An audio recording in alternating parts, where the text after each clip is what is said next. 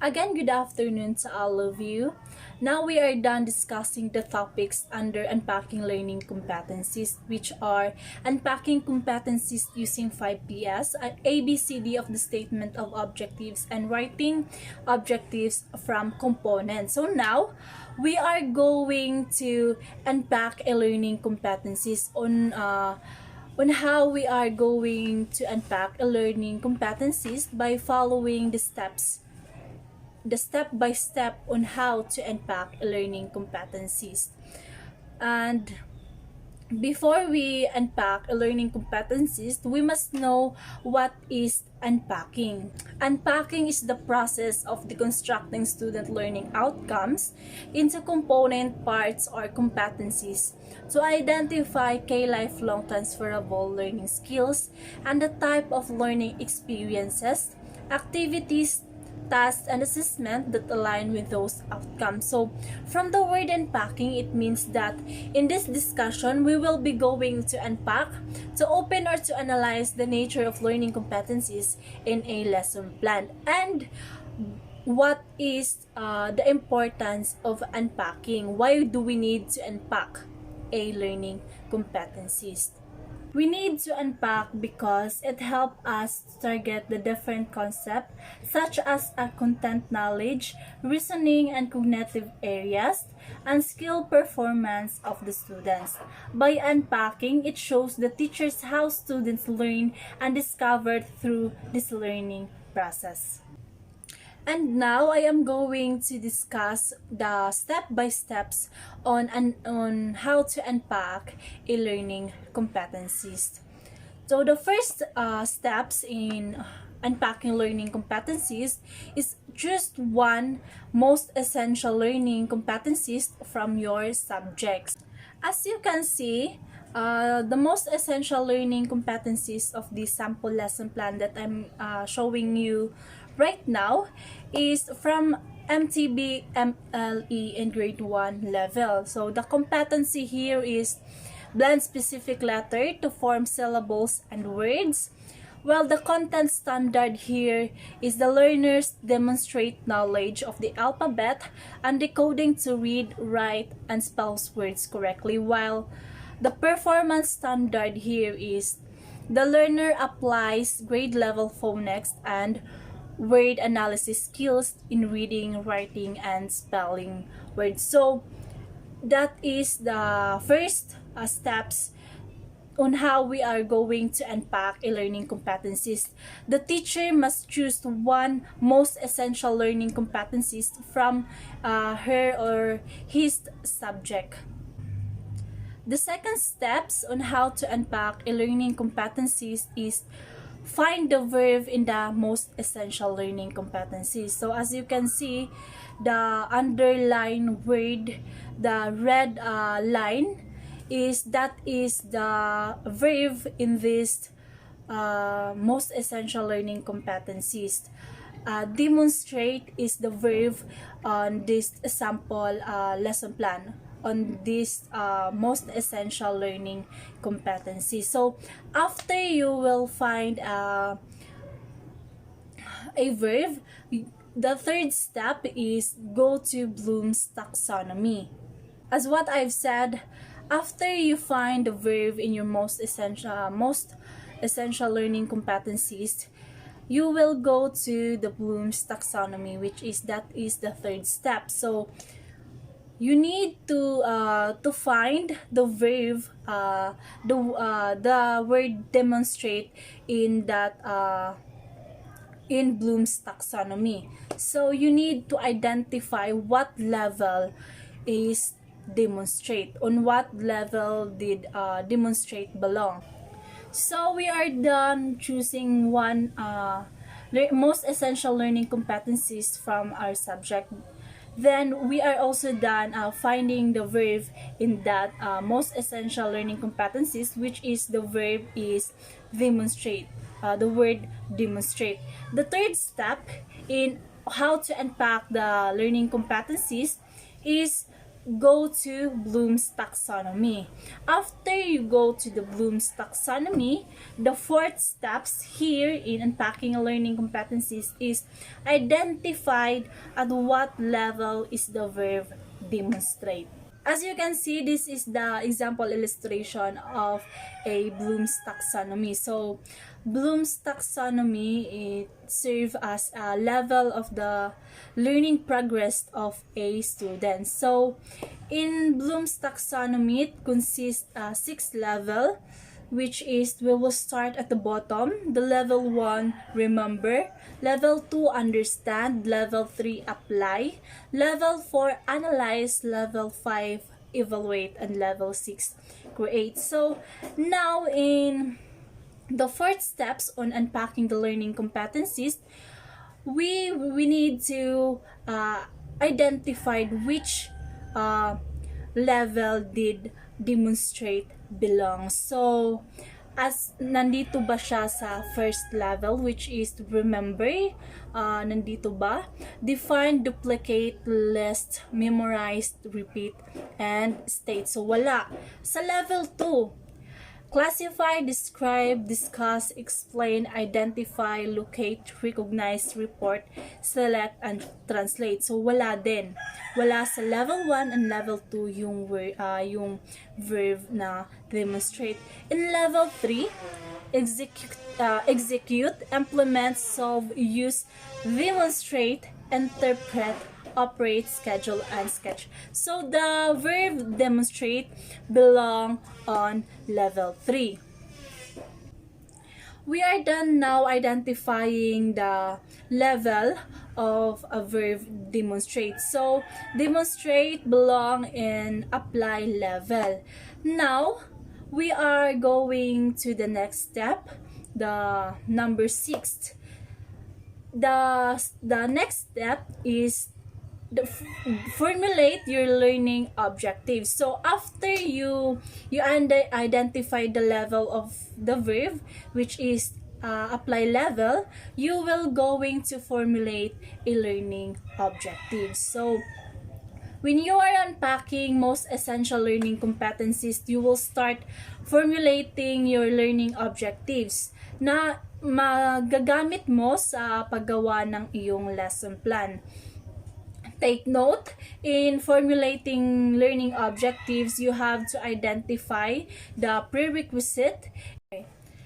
The prerequisite here is apply level. So, bago maabot yon ng students, kailangan niya munang pagdaanan yung remember and understand level. So, the teacher will going to formulate learning objectives first from remember in level 1.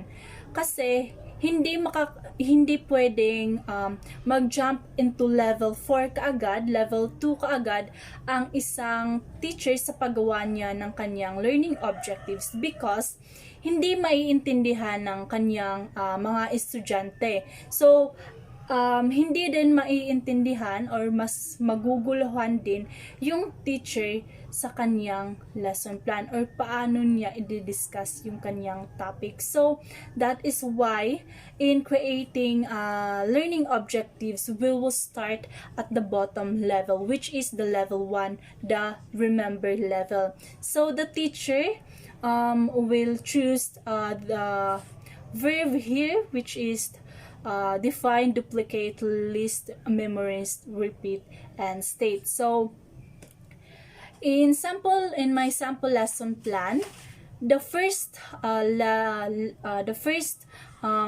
learning objectives here is define and write a specific letter. So, the first word defined was belong on level 1, remember. Nandito siya sa level 1. Define, duplicate, list, memorize, repeat, and state. In creating and formulating learning objectives, kailangan talaga magsisimula sa level 1.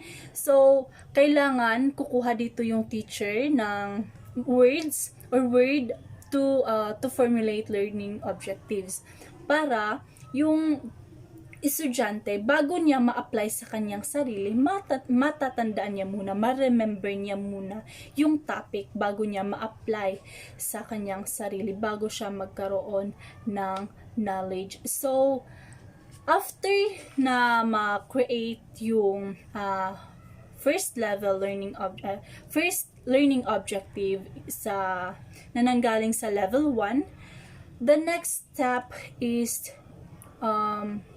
level 2. So, pagkatapos na gumawa ng learning objectives ng teacher galing sa level 1, isusunod niya yung level 2 hanggang sa maabot niya yung level 3. After gumawa ng learning objectives ng teacher from level 1, which is in this sample lesson plan, the first learning objective here is define and write specific letters. So, after na gumawa ng learning objectives from level 1, isusunod niya yung level 2.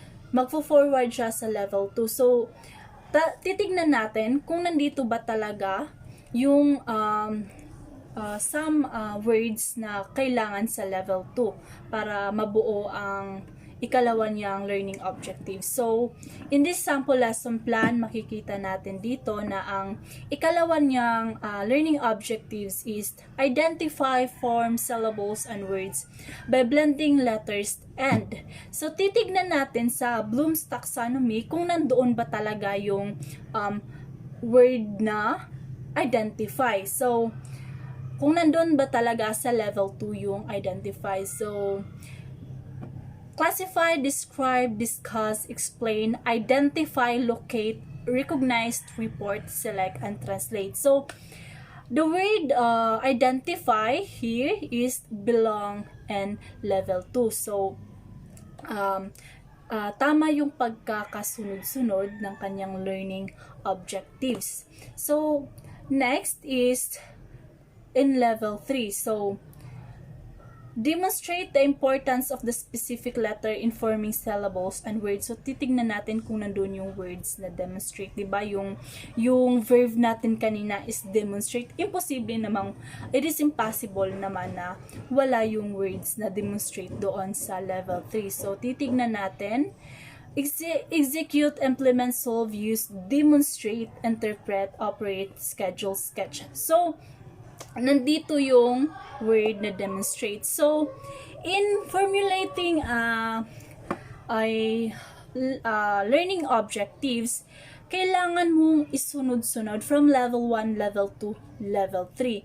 At for example, your verb is design, which is it is belong into level 6. So the teacher must create 6 learning objectives because yung sabi ko kanina, kailangan niyang magsimula sa remember and then understand, apply, analyze, evaluate, create. Kung sakali naman nasa number 5, level 5 yung verb niya, which is sabihin na nating differentiate. So, ang gagawin niyang learning objectives is 5. Magsisimula siya sa remember, understand, apply, and analyze and evaluate, and so on. Ganun yung that how will formulate learning objectives. So, we must start first from the bottom to the prerequisite level of our learning objectives. That is the steps by steps on how to unpack a most essential learning competencies. First is just one most essential learning competencies from your subject. Step 2, find the verb in the most essential learning competencies. Step 3, go to Bloom's taxonomy. Step 4, identified at what level is the verb. So, yung in the example, the verb there is demonstrate. And then,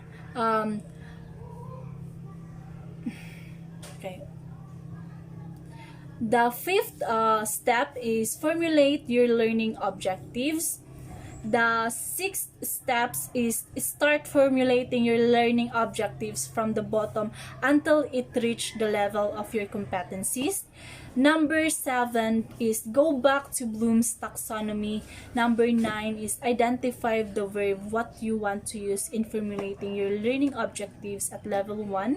Remember, level 2 and so on. So, yung example kanina is yung sa lesson plan kanina is yung level of competency niya is 3. So, tatlong learning objectives yung gagawin niya at magsisimula siya sa level 1. And